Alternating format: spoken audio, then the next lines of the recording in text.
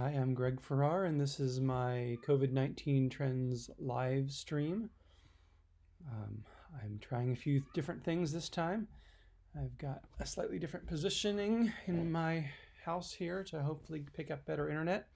That will also pick up the clucking and crowing of the chickens better, so we may have a little bit of background noise here. I hope you also enjoy my fabulous tortoiseshell and pink glasses. I can't find my real ones, so I borrowed these. But some of these high contrast or low contrast colors really just aren't working for me without my glasses. So I got something like glasses going on here. We'll start with the countries, then we'll go to the states, and then the counties of California. States of the United States, then the counties of California. It's looking like there may be some good news today. Not good news, but at least not an unmitigated torrent of miserably bad news.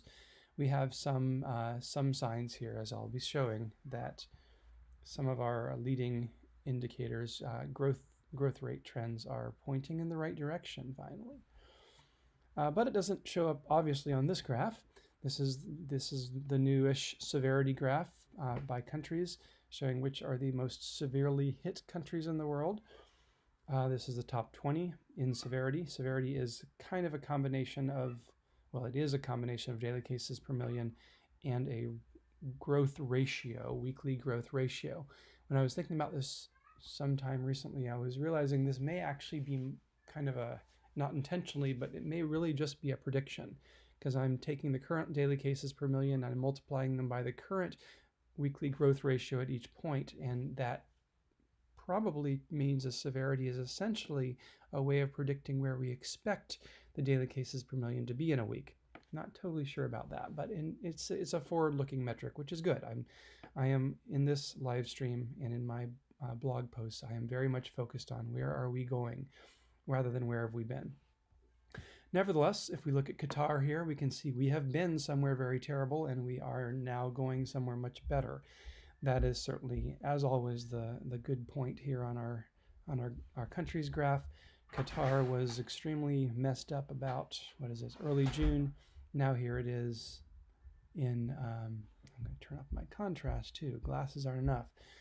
Now here it is today, July 21st, and we are getting 152 daily cases per million, well down into the warm range, down from being extremely hot. So Qatar continues to get better. Most of these not so much. We have this crazy strike on Kyrgyzstan. I don't know if that's real. Probably. There's probably something going on there, but suddenly we'll watch in the coming days. Kyrgyzstan has suddenly risen over the period of just a few days to be #1 in the world in daily cases. So there's probably some sort of an outbreak happening there. I haven't seen it in the news, but I'll probably be tuning in, seeing if I can find that. I usually have to search for these because I don't typically get news about Kyrgyzstan here.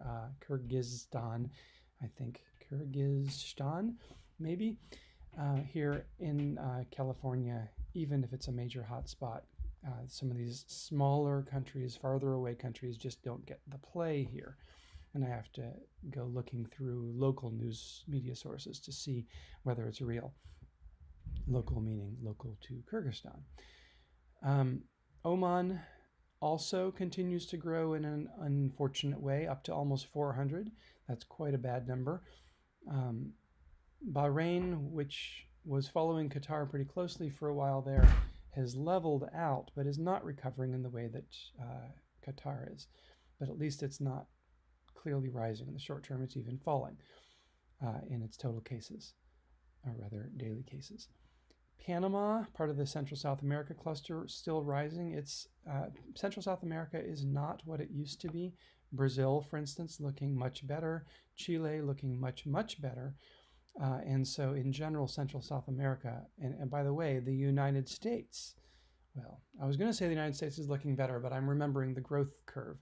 The United States seems to be running off to infinity here. It's not super high. It's just a little above 200, which is a hot spot, but just barely.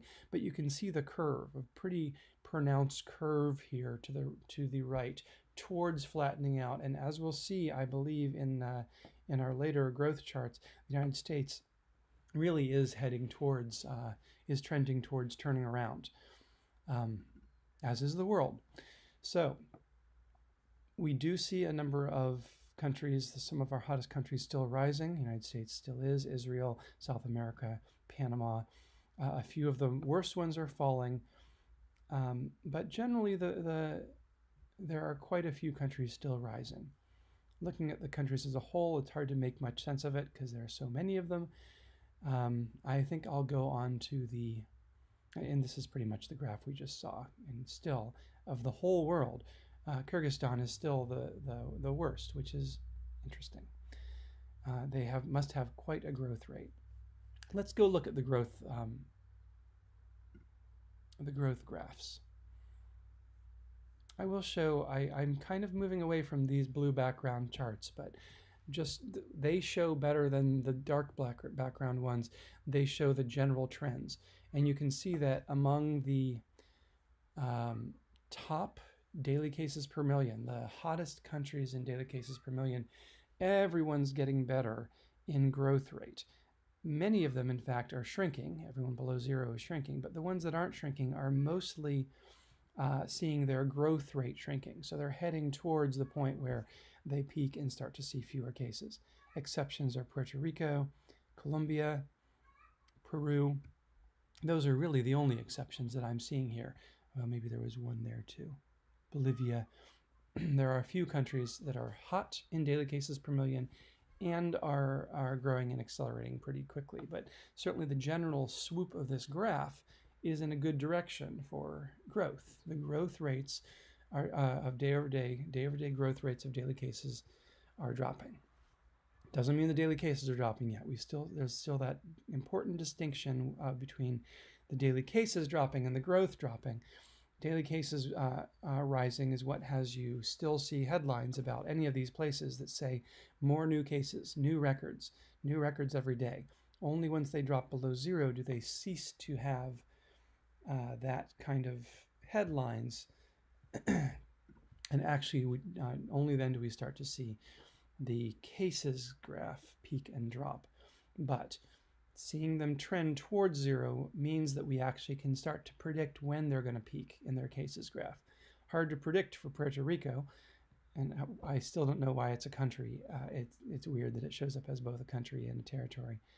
But anyway, there it is. Colombia also similarly rising. We don't know when it's going to get better, but these other ones, weeks away from recovery.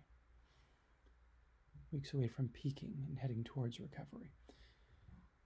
The new charts, though, and by the way, I spent a little bit of time saying, is this for real? Did we really have 500% growth rate in the United States? I even tried to kind of get rid of these tails, thinking they were somehow data anomalies. They're not really, though. If you actually look back to these days, to this day, March 31st, and if you compare the daily cases per million in the United States, it was something like 10. And if you look the week before, and this is the rolling average of the daily cases per million, the week before it was about 1. So the United States really did, or actually that's not even 500%, but it was maybe 1 to 5. The United States really did see a growth in daily cases per million of 500% in a single week back then. That seems to be how it happens, because you can see all these tails heading northwards. I've chopped some of them off with my attempt to get rid of the most outrageous numbers, and they don't even start until daily cases per million reaches 1. Maybe that was it. This was when the United States daily cases per million reached 1, and before that it had been 2/10 of 1, 2/10. And so anyway, these are real. There's something that happens where things just take off. You have 1 case, and then within a week you have 5 cases, and that's 500% growth. It doesn't gradually work its way up. There tend to be clusters somehow. So I'll leave that tail on because it's real, but I'm going to chop it off for the short-term analysis of what's happening here. So what is happening here among the largest countries? Actually, I don't love this graph. It does something, but the largest countries are not really relevant I think, in this epidemic. China just isn't a player. Thailand isn't a player. Japan, these have all recovered. So I'm going to move on to all the countries. I was trying to find some way to shrink it down to show just the most important ones. And I think at the state level, I added a graph that shows, as we did with the rope chart, the blue background one does, what are the top countries in daily cases per million, and then show their growth. But we don't have that here. On the other hand, this is such a mess that it's not particularly useful. Well, I will show the United States, if nothing else, and maybe I'll come back here later and do something better, because this is nice. We have here, and we've started to see this happening over the past couple of weeks. We have a clear downward trend in the growth rate in the United States. A couple of weeks ago, around the 4th of July, 5th of July, we had a peak at about 35-36% weekly growth in new cases in the United States. We are still growing in new cases in the United States, hence the sort of headlines I was talking about, but we're down to 19% now. So we've almost cut our growth rate in half. And this happened in about 2 weeks. If this continues for another 2 weeks, the United States will turn the corner in 2 weeks and will actually level out in its total daily cases and start to go downward. We've seen this happen a lot of other places, and so I think it's fairly reasonable to imagine that we're only 2 weeks from our peak. And this is our leading indicator. This is the graph that I've really created this live stream for, this type of graph, this growth rate, change in growth rate over time, because I think this gives us hope in cases where there doesn't seem to be a lot of hope. If we just look at the United States at daily cases, there does not seem, from the first glance, to be a lot of hope for the United States right now. It just looks kind of terrible. Here we are, shooting upwards, heading to hotspot territory. And yet, and you can't see it too easily, but you see a little bit of a bend in this graph. But the total, and you really see a bend here at the end. If we were focusing way at the end, we see a very clear indication now that we're starting to level off. But the overall look is pretty bad, and we are seeing new cases every day. But the growth chart shows us this, which is I think an easier to read way of saying we are leveling off. The United States is heading towards a peak. We're not going to probably be seeing accelerating growth in the near future. We're going to see growth decelerate. We're going to see ourselves peak. We're going to see it drop away. And I'll just pick a few at random. But yeah, I need a better way to represent this data, because it's too crowded with all the countries. Nice to have if you want to zoom in and say, you know, what is the graph for Côte d'Ivoire? But if you're looking for the major players, this graph doesn't bring them out easily, and neither does this, because the largest countries in population are, I can't select this, the largest countries are not the major players. Many of them have gotten over it. India is not yet a major player. Might be. The United States is a major player. There's an exception. The United Kingdom also a fairly major player, though interesting. Have they dropped away so strongly that they're... I'm going to look in the United Kingdom here for a minute here. There's something interesting. I thought the UK was still a little bit hard hit, but maybe not at all. Maybe I just haven't been paying attention, because I see my code here seems to have chopped out all the most recent days, which would suggest they have an incredibly low daily cases per million number. What is the severity of the United Kingdom? How about that? 100 is bad. Wow, I have not been paying attention. The UK has been doing really well. The severity also is dropping down below the radar here, and specifically in daily cases per million. I mean, I knew that Europe has recovered extremely well, but I had a sense that the UK was not. Somehow I thought the UK was not a member of Europe. I don't know where I got that impression. But yeah, the United Kingdom is doing really well. In fact, never did that badly. It never in this period seems to have hit 100, has even become a warm spot, and now here it is down at 10. Let's just hop around to a couple of, what is... Ireland doing?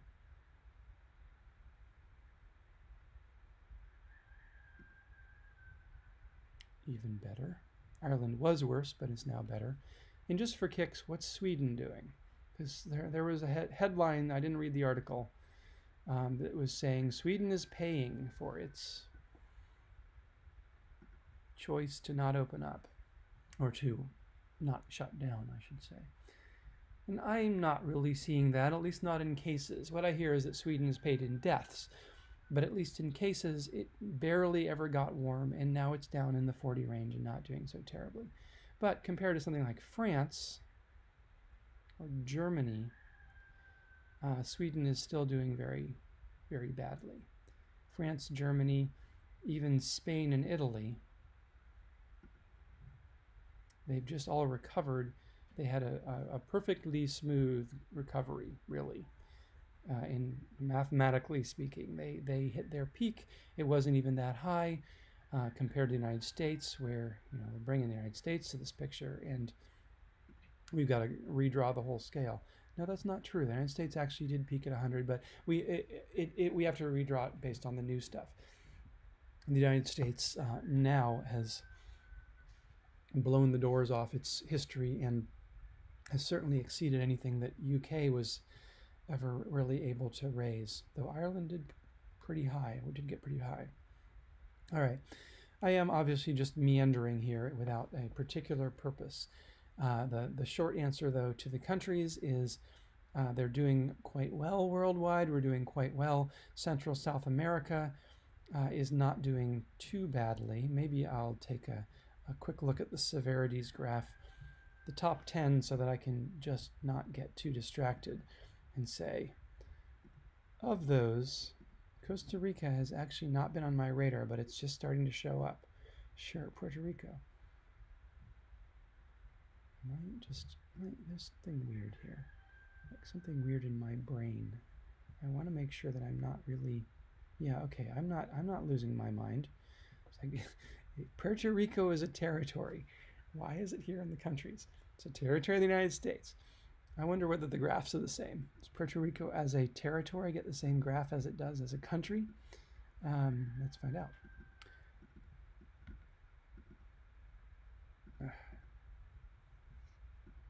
Yeah. All right. Well, whatever. So I'm going to take. Well, no. I don't know whether to include it or not. I'm going to take it out because there may be some political subtlety here that I don't know about. Sort of is it Taiwan? Or Hong Kong or something like that, where there's some dispute about whether it's a country or not. But anyway, or even Hawaii. Peru, Costa Rica, Chile, Panama, Brazil. We still really do see a strong, sure Puerto Rico representation here of Central South America and the United States. Is that it? There may be a couple here that I don't quite know where they are. Bolivia? Is that Central South America? It seems like it is, yes. I learned my geography here, that's for sure. The rest of these I think I can fairly safely say are not in Central South America. Let me just to be sure that Kosovo is somewhere in the Middle East or something. Southeastern Europe. Okay, near Serbia. Yes, Kosovo is not in Central South America. Didn't think it was, just wanted to be sure. Okay, so when you look at the top countries in severity, my own metric, which again is based on daily cases per million times weekly growth rate, as a way to, first of all, hide countries, or in this case, countries that are really just don't have any cases to speak of. But also then to magnify countries that don't have too many cases but are growing very quickly. If you have a growth ratio of 5, you're getting five times, like we saw at the beginning, like earlier in this very live stream, I was saying the United States started out with a growth ratio of 5. It was really coming on strong. Didn't have many cases, but it had 500% a weekly growth rate.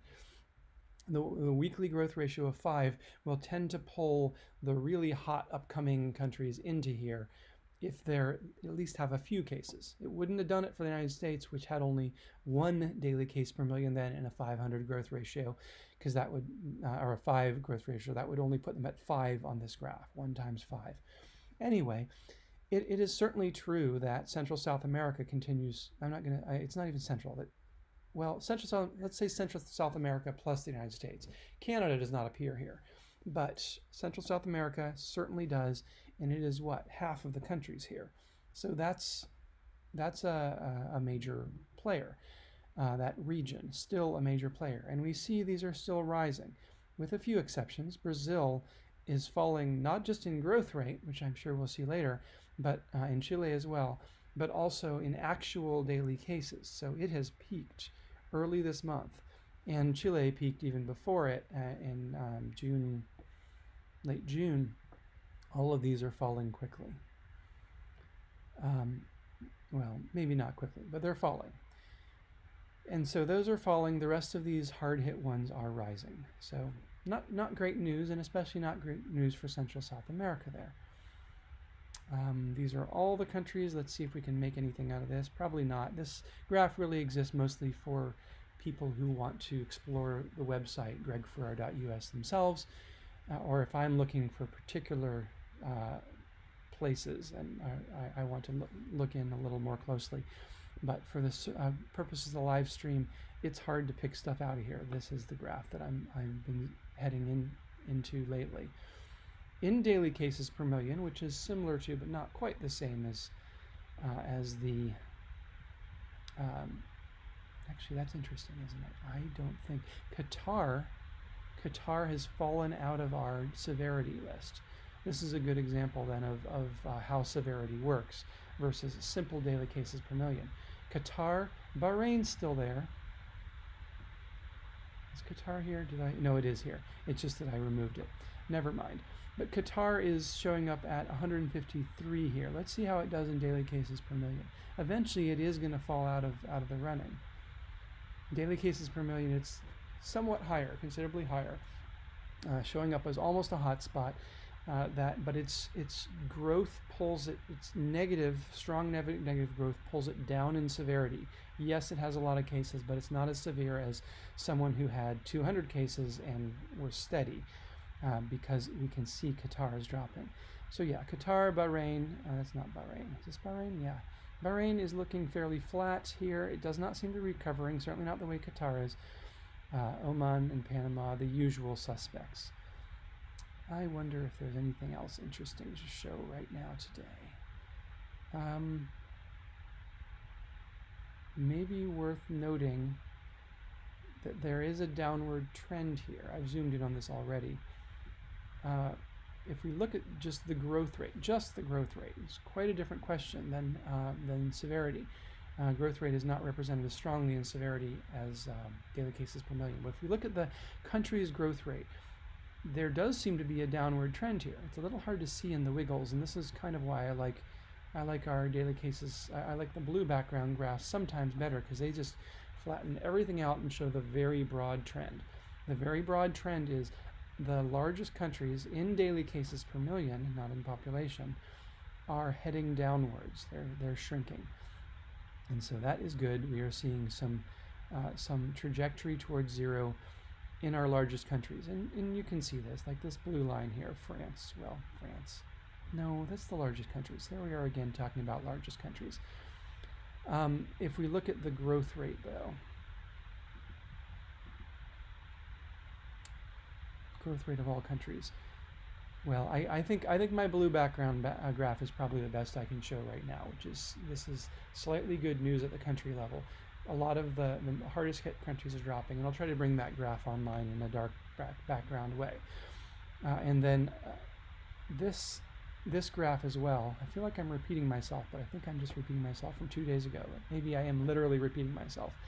The worldwide cases, though, which were rising at 1.5%, the growth rate is now down to 1.2%. So this is also a pretty happy graph that we're starting to see the world as a whole. It hasn't been like this for a long time. Though it's still growing in daily cases, it is starting to trend downward. and testing, as always, is doing very well. We have some places only report testing very rarely, which is another reason the blue background graphs here are pretty good, because they will include some really high single data points to give us the general trend. But yeah, we see a fair number. Now this is just the top 25. A fair number of countries that are testing above the 0.15. But I don't think we have great data for this. All right, this has been a little bit of a train wreck of a country's report. Let's move on to the states, where I think we can do better. Actually, I think I have a tab for the states already open. Let's look at the states. So broadly then, the world is improving in that leading metric of growth rate. It's improving, which we haven't seen before, but it is still growing, and it won't peak for a while, it looks like. If we look at the states, the news is there's much clearer good news at the state level, especially our worst hit states, Arizona and Florida, are showing, especially Arizona, this sustained downward trend. Arizona was at 600 severity. It's now down to 450. 450 is still terrible. 200 makes it a hot spot in severity, but the trend is solidly downward. So Arizona is recovering. Florida probably also. It's a little short term to say, but there's evidence of it.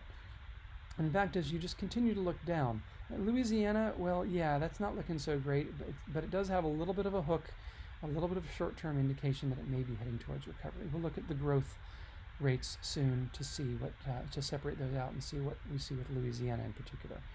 Georgia, also one of our worst hit, showing a clear multi-week trend towards recovery, and not just in the second level sense that I always talk about of growth rate recovering. This is actually a recovery of severity, which is sort of a 1.5 level trend that is mostly due to recovery in daily cases. South Carolina flattening out, and then the rest of them are looking pretty bad. We have maybe Mississippi's kind of flat, but a lot of states still rising. Among our most severe, there's still a lot of rise, but this cluster at the top is mostly getting better. This is all the states together. I don't know if we're going to be able to get anything interesting here. Not much. This again is better for for you to go to gregferraro.us and find your favorite state. If you want to know something about Texas, for instance. Texas not looking so good. Texas is one of the ones here that also, I can flash it here as the light blue line. Texas is one of the ones that's not looking good in severity and is rising. There are quite a lot of those. So the news is limited, but I guess the broad trend to note here, which is one I've been harping on for months now, is that once a state like Arizona gets it, it's 100, it's just a little bit later. Actually, I'm going to switch to my favorite graph for talking about this, which is the, not this. I'm going to need to use my own table of contents because these things are, I have so many graphs now. The trajectories report. So once a state like Arizona, you can see it here now, hits 100, it tends to rise for about 30 days, and Arizona is just working out to be a textbook example. I was talking about this 30-day thing before Arizona was hip, and now we have Arizona at 33 days hitting its peak, just like it was supposed to. It peaks and then it drops back down and it hits zero at around 70 days. So that's a prediction.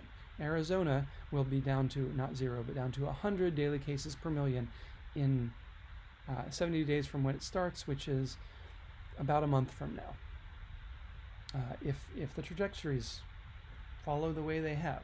Now we have certain extreme outliers, Louisiana, but we do have another one, which is Florida, which is also a textbook example of this so far. Florida also hit 100, peaked at 27 days, right around that 30-day mark, which is the typical peak location, and is now falling sharply. Will it actually take 70 days to drop? Well, not at this rate, but typically it does. So Florida, if it follows a typical trajectory, is about 40 days from ceasing to be a warm spot in daily cases per million. And during this whole time, a lot of the worst effects will be dropping as well. We'll see. We'll see hospitals should no longer be so hard hit. We never quite hit an emergency disaster status in the hospitals of Florida. There's a lot of talk about it, or Texas for that matter. But if Florida and Arizona peak here, we never will. There's been enough time now that we should see hospitalizations dropping. And I actually can show you that. We'll find out if that's true. But anyway, Florida, Arizona dropping following that trend that so many states have. Louisiana is not following that trend, and I have no idea why it's doing this, but everyone else has behaved nicely within this envelope of rise in 30 days, fall in another 30 to 40, and stay there, stay down. Delaware, by the way, was looking like it might be an exception. Not so much. Delaware is now back to about 100 and seems to be dropping. So we still only have that one exception. Iowa, well, Iowa doesn't necessarily count as an exception because it never really recovered. And we've seen this. This is kind of true of Louisiana as well. If you drop below 100, but don't drop way below 100, there is a possibility that you will get it again. Right, straight out of that drop. And Louisiana kind of did that. It got pretty good though, 70, but it never dropped down to, the 10 that we see for true recovery, or the 1 daily case per million that means true recovery. By the way, New York, let's just take a look at New York. New York is an example that I would have said is showing true recovery. There's a little bit, and it's down into the 25 range, 35. New York, of course, has to fight it's an uphill battle for New York, having recovered, because it is surrounded, not necessarily geographically, but metaphorically, by states of the United States which are doing this. And so New York, unless it closes its borders completely, which I don't think it has, to everyone else, New York is, even though it did apparently a great job of peaking and recovering, it's getting a steady influx of people from Louisiana or Arizona or wherever. So, New York is doing quite well. I think New York is doing very well, given that it's in the United States. Everyone else in the United States is doing kind of terribly right now. This graph doesn't show it as well as this one, which is showing how are we doing right now by state. Well, this is the 100 mark. This is right here is where above this means a state is doing fairly badly, and I can't even count the states that are above that. It's most of them, certainly. Most of them doing badly, most of them showing an upwards trajectory. So yeah, we have these nice places, the good news from our worst hit, but that does not mean that the news overall is good. Most states are still rising, and it's perfectly possible that some of these states will become the next Arizona. Though I would say that most of them seems to be rising. Let's just take North Carolina right now, for instance. They're rising at a slower rate. Now, North Carolina is one of the gang of 6. How about Iowa? Iowa here is rising. Well, Iowa actually is one of these semi-exceptions. It had its own peak earlier, and now it's coming back. But in any case, it is rising at a much slower rate than Florida or Arizona did. We have not seen many of those. Louisiana is another one. It seems like Georgia is another one that had a really sharp rise, but it's hard to imagine North Carolina, for instance, or Iowa, or Oklahoma even, with all of them rising. It's hard to imagine them hitting 500, because we do have this trajectory that says, well, Kansas, for all that it's rising sharply, can be expected to do the thing. And the thing is, let's see if I can flash Kansas. Kansas is so recent it's hard to see. But Kansas, you can vaguely see it flashing there to the left. Kansas can be expected to, it's only 14 days since it's reached 100. It can be expected to peak in another 2 weeks. Or not peak in the sense of total cases, but to peak in, to peak in daily cases per million in another week. and then to drop off in another 2 weeks and drop off in another month after that. And so Kansas, if it peaks in another 2 weeks, will probably peak around 200. It's never going to be it's not going to be a 500. Let's look at growth, though. This is a fun graph. I do like to give you good news. I started this live stream in the hopes of giving you good news, and though I am perfectly willing to give you bad news, and often do, if that's what the actual news is, it makes me happier to give you good news. And this is really nice. Look at the trend of the last couple weeks. These are the top. This is what I want to do for the countries, by the way, that I was saying. I need this report. I have it here for the states. It kind of blends two metrics. First of all, we pull out the hottest states in daily cases per million. That's one metric. But then we graph them by growth, which is another metric. Those, by the way, are the two metrics that get combined into severity. So this is kind of a way of looking at severity as well. It's saying of the hardest hit current states, where are they headed? Well, look, they're all headed down. They're all headed down. There are a few exceptions. If you really dig deep in, like, this North Carolina line is maybe slightly up. But let's just look through them just for fun. Actually, let's zoom in to some sort of a happy distance and do that's not quite happy enough, I think. Let's try this distance. Sure, whatever. I'm going to just go through all 20 of these real quick. Arizona is, and Arizona is a great example. It had a growth rate of weekly growth rate, I don't even know what it was, but at the very beginning of this graph, it was above 50%.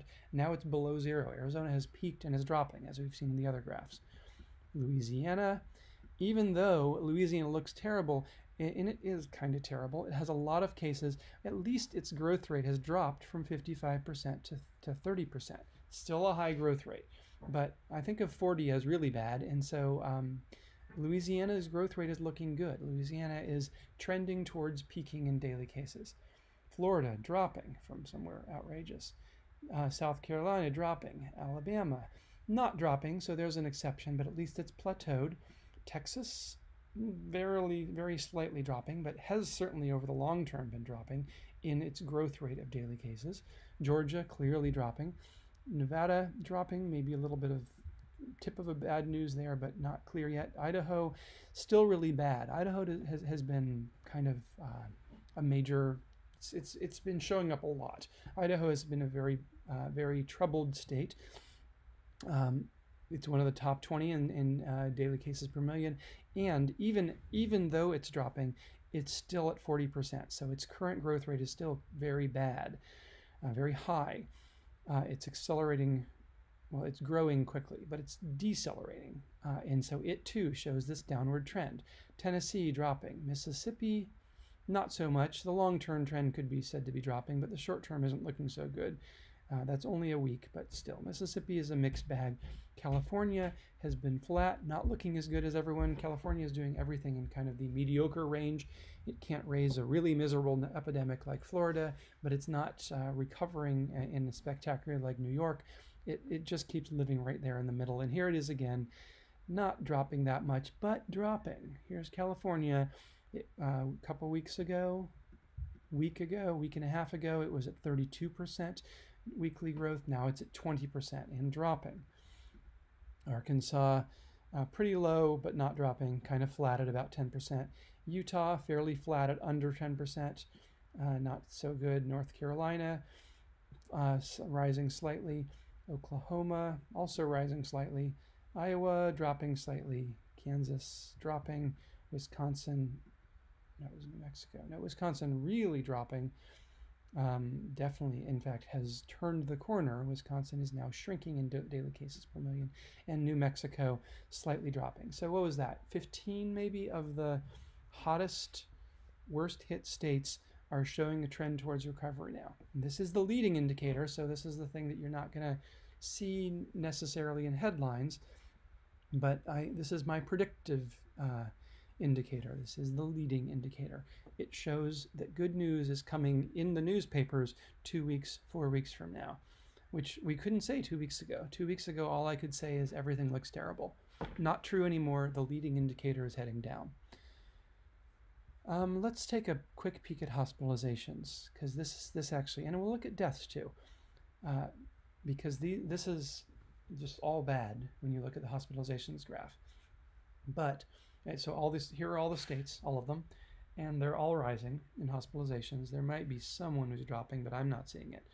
All the states are, I guess Georgia maybe is just seeing a tip, but that's pretty short. The worst hit in hospitalizations, Georgia, with 22 hospitalizations per million, is maybe getting better, and maybe South Carolina, but we wouldn't really expect this to be good right now, because hospitalizations we would expect them to follow cases. And this is something early in this live stream, I was noticing the strange behavior of the deaths graph aligning perfectly with the cases graph, where we would expect deaths to happen a couple weeks after cases, and hospitalizations might happen also a couple weeks, or at least a week after we see the case. First you get the case, then first the case is detected, and then you, by a test presumably, and gets reported, then you go to the hospital. If it's bad, then you die if it's really bad. And so you'd expect to have that sequence. But what I think happens in the worst hit places is they all happen simultaneously, because someone goes to the hospital, they've got it really bad, they get tested, but right now I got tested Friday, I think, and they said 6-day turnaround time. So testing is overloaded right now.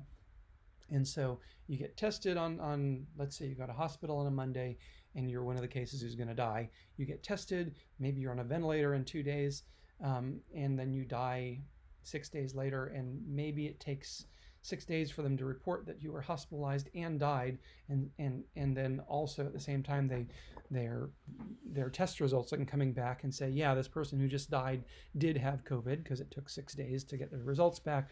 Probably not 6 days in a hospital. They probably have their own lab or nearby lab that can prioritize things. But in any case, when things are really hectic, I think there's a tendency for these things to collapse together.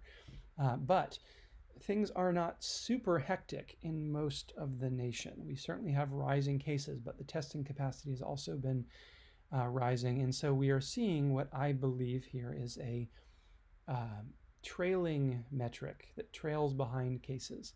So when cases rise, then a little bit later hospitalizations rise. And what that means is that when cases fall, a little bit later hospitalizations fall. So right now, since we're only just barely seeing these, where is that graph I had that I liked so much? I don't see it. But the graph that had all the states dropping in growth rates. Well, actually, the other thing is that was growth rates. I'm going to go back to my legend because I can't find my own graphs. There are so many of them. If we look at, well, let's look at the two that were hardest hit but are still looking kind of good right now, which is Arizona and Florida. Arizona and Florida peaked in cases, are dropping away, peaked and are dropping away.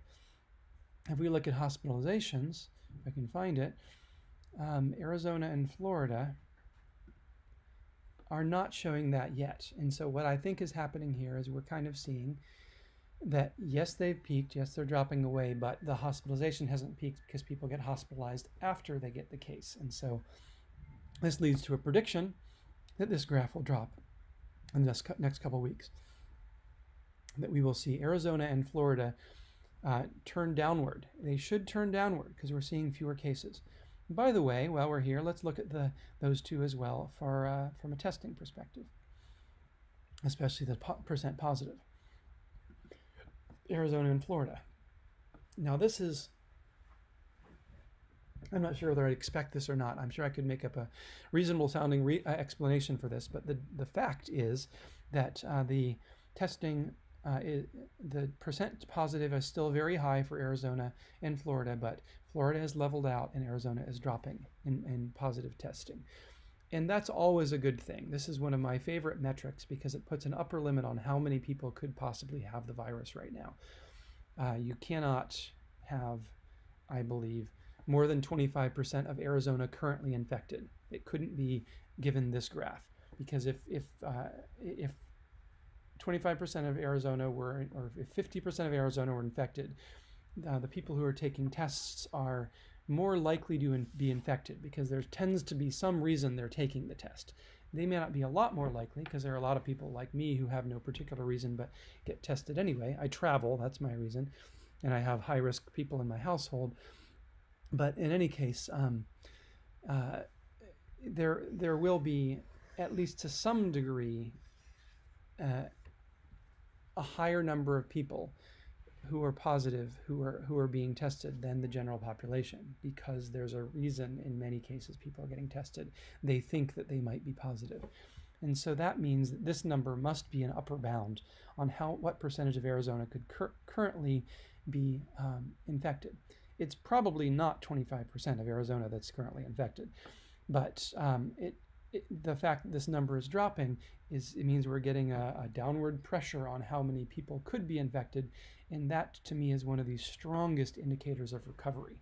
When we start to see this number drop, we really start to feel there's a recovery. So Florida, maybe not so much, but in Arizona at least, we're seeing a recovery, and I guess in Wyoming, but Wyoming has this outrageously high number of tested, and this can't even possibly be correct. Puerto Rico doesn't even know if it's a country, much less what its testing percentage is. So Mississippi here has one of also a very high percentage, and maybe it's leveled off, but it's hard to say. Also in Arizona, I guess we just talked about. Mostly though, if we look in here, the numbers are mostly rising. I think I'm just sort of trying to eyeball it. There are probably some exceptions, like I think I see Ohio here seems to be lower now, but there are a lot of countries, especially a lot of states above the 10% mark, at least 10 or 20 of them. And the 10% mark is roughly where we can say there's a significant problem when you're testing more than 10% positive. So we still absolutely have a problem, and it's widespread, and it's across a lot of states. But from a testing perspective, it doesn't actually look quite as bad. There's not this sense that 35 states have a terrible problem. So maybe 20 states have a terrible problem, and some of them aren't even that terrible, like Iowa here at 10%. All right, I think I'm gonna wrap up the states pretty quickly here. I just had a hints of good news for you this time.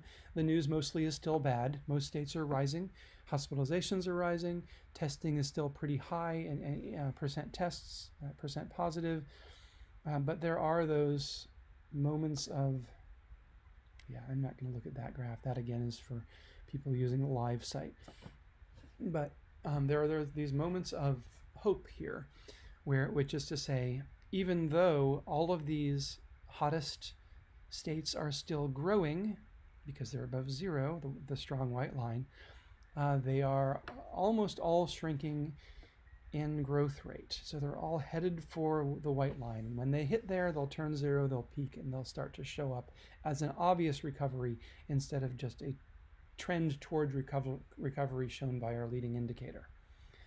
So happy to see a little bit of good news in the states, but the news is mostly still bad at the state level. We still have a serious epidemic worldwide. Don't go out and kiss your Floridan cousin just yet. I'm going to switch to counties now. And the news, by the way, at the county level also shows some good signs. Counties of California. Total cases, blah, blah, blah. Never pay attention to that. Los Angeles, yeah. Got a lot of cases, daily cases per million. This is nice, but I lately have been focusing on my moving average graph rather than the trend line graph. It's much wigglier, it's a little bit messier, but it does, the colors are easy to discern, and it shows more of the subtlety of what's happening. So obviously Imperial recovering. Kings maybe. Kings for a while there looked like it was going to do well, but it's really kind of lost it. So Kings still hovering up at 300 in daily cases per million. Actually, let me go to the severity graph instead. I don't have it at the top here, but I think I'll move it to the top because I'm liking my severity graph better than most of the other graphs. In severity, We have Imperial. We also, interestingly, have Stanislaus, which is, however, recovering, but recovering from a remarkable spike, up to 1,000 in severity. Something really happened there. I don't know what. Kings in severity, then, let's look at it. Its severity tends to be similar to daily cases per million, but it is rising. It's at 400 and rising. So Kings, which was a real problem, suddenly got a lot better, almost got into warm spot territory, but has now risen back into hot spot territory. But still, we have a lot of counties in trouble. Now, I will say, you look at Orange here, there actually, when I pull out here, what I see here is much like what we saw at the state level. It looks to me, just squinting my eyes, like there are a lot of counties that are dropping now in daily cases, especially the most severely hit ones are dropping in severity. We still have a lot of severe counties. Everything above 100 I'm calling severe. There are very few that aren't severe, actually. We can list them. The ones that aren't severely hit are Humboldt, Shasta, Lake Tehama. Wow, I do not know these counties. I don't even know how to pronounce this one. Tuolumne, we'll call it. Nevada, El Dorado, and Placer. Now, I will say that none of those are major contributors to the world of California cases. These are all small counties. So, in other words, every big county has it and has it kind of bad. All of them are severe.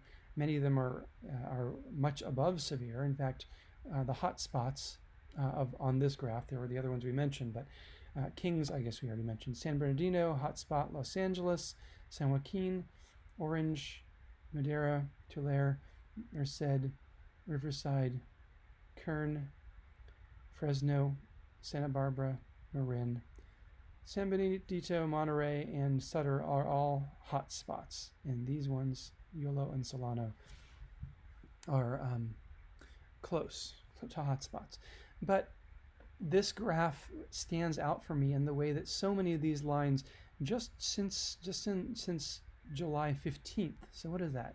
This is just the past few days. Let's say the past couple of weeks. There's maybe since July 12th. Like this one, just pick one. Here's Madera. Peaked and is heading downward. A little bit of an upward news swing, but the broad trend is downward. Fresno, peaked and is heading downward. San Joaquin, peaked and is heading downward. Orange, peaked and is heading downward. Same with Tulare. The worst hit ones, and really even the ones that aren't that badly hit, just seem to be universally heading downward. And I just want to check, because sometimes we have this artifact in the data where everyone ends up on 0, and it makes a day look broadly better than it should, but that's not the case here. The data seems to be correct. If we look at it in daily cases per million, actually I want to look at this in growth rates, because we should see, with all those peaks, we should see negative growth rates, or at least a tendency towards that.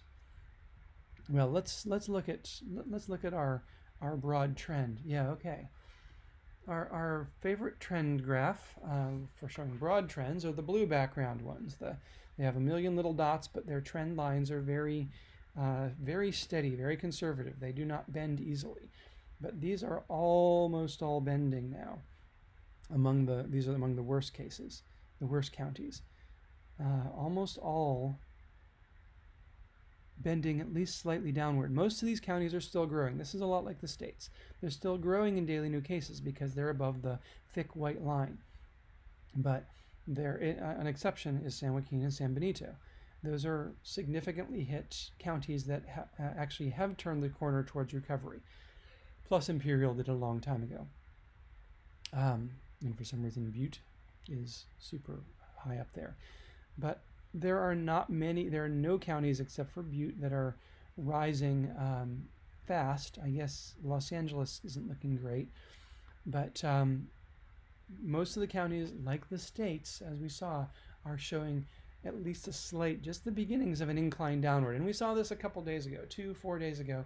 when I was doing this live stream. I was saying, look, here are a few counties that are starting to trend downward, because we had just a sweep upward for weeks, week after week. The news was always the same. All the counties are growing, all the counties are accelerating. Now I can say all the counties are growing, but they're at least horizontal and maybe even decelerating. Let's look at all the counties together and see if we can see a trend by squinting at it. Well, actually, let me zoom out about a little bit, just so we can see a little bit more about what I'm talking about. So, leading into around mid-June, you can see the lines tended to be upwards. And around mid-June, we started what has now been confirmed by our very conservative trend lines as a plateau on these lines, a horizontal trend. It looks to me like most of these are headed roughly horizontally. There are exceptions. But maybe even a little more than that. If I squint just the right way, I'd say that there are probably more of these that are now trending downward than upwards. And we start to see a few counties. I think it wasn't long ago that we had only one that was shrinking. Glen, San Benito, Lake, Nevada, San Joaquin, YOLO, maybe YOLO. San Joaquin, not YOLO. That's just one good day for YOLO, not the trend line itself. So we're still seeing what looks like a trend towards recovery in California counties, broad-based trend towards recovery in our leading indicator, the growth rate. The worst ones are Butte, Lassen, and Yuba, not major contributors. Let's look at it also. It's going to be a little hard to see here in this graph. Here again, I want to say, just show me this graph for the hottest countries to do a mixed metric graph. But if we ignore the other ones, it's not, you don't have to squint much to see what's happening. This will tend to show more recent trends than others. I'm not going to go through all of them like I did with the states. I'm out of time, over time already really, but the counties are angled downward. We're seeing I would say, clear trend for the counties of California in the direction of recovery. The counties are angled downward. Some of them have already crossed zero, but a lot of them look likely to cross zero this is a matter of days. Just take this one here at random. Napa. Actually, let's pull it out so we can see it clearly. Napa, which was growing on the 15th, so I want to do this in weeks. Actually, I can do it in days, sure. Now I'll do it in weeks. So here we are on the 21st. Oh, this is from the 20th, okay. So we are zoomed in pretty far here. So on the 13th, a week ago, Napa was growing at 40% per day. Now it's growing at zero, essentially. Napa actually is turning the corner right now. Not as easy an example. Let's take let's take a big one. There ought to be some big counties here. I know that Los Angeles is doing terribly, but let's take a look at that briefly just to cry a little bit. Well, Los Angeles is flat. At least it's not at that 40% that I mark as something really terrible, but it's not recovering. Los Angeles, however, has flattened out. Here's the overall trend of Los Angeles. Well, wow. Los Angeles just does whatever it wants, doesn't it? Right now, though, it is in the short term, it's flattened out or maybe even headed slightly downward. I think I'm zoomed in too far. Let's zoom out a little bit, but not that far. Let's zoom to something like this, a few weeks. So these lines are weeks now. Let's look at San Francisco. I think San Francisco is also doing kind of poorly. Yeah, so San Francisco is an exception. Well, it depends on whether you look at the super long trend, which is up, or the medium trend, which is down, or the short-term trend, which is up. Forget about San Francisco. Let's look at San Diego. We have my request the other day for San Diego. Well, actually, San Diego also is doing terrifically well right now. On July 3rd, it was growing at 70%. It had this extraordinary spike. Now it's down almost to zero. It looks likely to cross zero and to peak in a matter of days, a few days. Can I find one, please, that is not an extreme case? San Diego is an extreme case. I have to pick one out. It's just there are so many that are looking like that. Contra Costa, which seems like it's about to peak. How about you, Fresno? No, actually, I wanted to pick a large one, and San Diego obviously is a good example of that. But let's look at another Bay Area county, Monterey is terrible, as always. No, it isn't. No, it isn't. That's interesting. Monterey, which a few days ago was at 40% and was looking very bad, now has shrunk and has trended. So Monterey is a pretty good example. Not very large county, but 40% down to 20% in a matter of a couple weeks, less than a couple weeks. So therefore, we can expect in a couple weeks Monterey to hit zero, peak. A couple weeks away, Monterey may hit zero. Santa Cruz, by the way, really is doing kind of poorly. So there's a mixed bag here.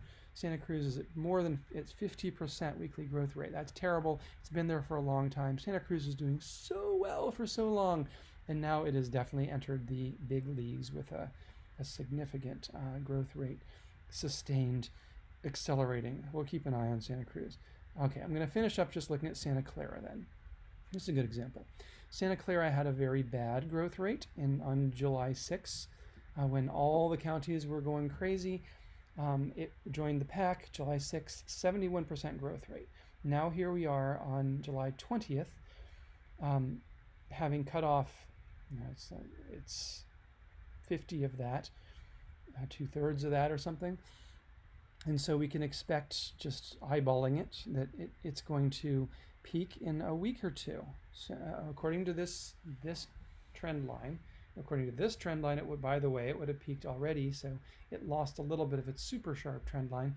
And this is one of the problems with this moving average thing. Even though I'm using a 14-day moving average, which is pretty conservative and doesn't turn very quickly, it still does detect things that are just noise. We don't really know where Santa Clara is going by any of these metrics, but it seems likely that it's trending downward, and I'm saying that it looks like, according to this trend line, it's going to peak in a couple weeks, a week or two, not very far away. So it kind of looks like California, at least some of the counties, are on a trajectory to peak and start their recovery. Again, this doesn't mean that this was the peak of cases and that we have fewer cases. We're still growing in cases because we're above zero in growth. But once the growth hits zero, then we'll peak in cases, and that's when you'll start to see the headlines of all the media outlets that mostly just to pay attention to the daily cases numbers. But this is our leading indicator. We're heading in a good direction. All right, I'm way over time. I'm going to stop there. But as we see, the world as a whole is kind of a mixed bag, but it hasn't been bad for a long time, and it's showing a trend towards recovery. The leading indicator of the world is heading down now. The growth rate is dropping, but the world is still seeing new cases. Same story at the state and county level.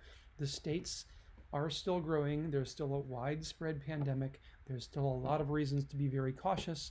And in my theory, it's because we've been very cautious that we're seeing the leading indicator now, the growth rate, trending downwards and showing that in maybe 30 days, still a while, but maybe 30 days, we may see the United States as a whole, we'll see many of these hard-hit states peak and start to recover. And in fact, I think in many cases it will be less than that. I don't remember exactly what the indicator was showing. I'm not going to go back and look at it right now, but it might be a couple weeks. And then in California, similarly, still growing, still be cautious, still a lot of infections out there and more all the time. But for whatever reason, we have seen it peak in growth rate. And so our leading indicator is pointing to a recovery of some of the hardest hit counties in days at this point, weeks, couple weeks. We'll keep watching and see if those trends persist. But right now, broad news is the pandemic is raging, cases are rising, but the leading indicator growth rate points that we may get over the worst of it in a couple to 4 weeks. I'm Greg Farrar. Thanks for watching.